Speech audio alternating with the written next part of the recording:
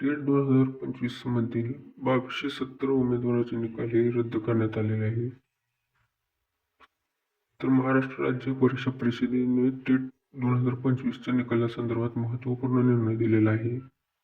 ही कारवाई परिषदेने दिलेल्या मुदतीनंतरही कागदपत्रे सादर न केलेल्या उमेदवारांवर केलेली आहे. तर बघा, ही परीक्षा ऑनलाईन पद्धतीने 26 जिल्ह्यांमध्ये 27 मे ते 30 मेच्या दरम्यान घेण्यात आलेली होती.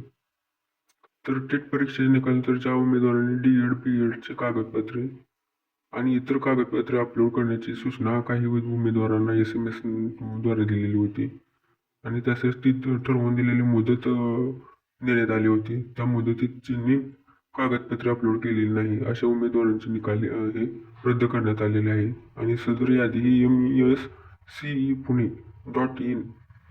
या संकेतस्थळावर प्रसिद्ध करण्यात आलेली आहे. तर या संकेतस्थळावर जाऊन जी यादी आहे ती तुम्हाला डाउनलोड करून पाहता येत आहे.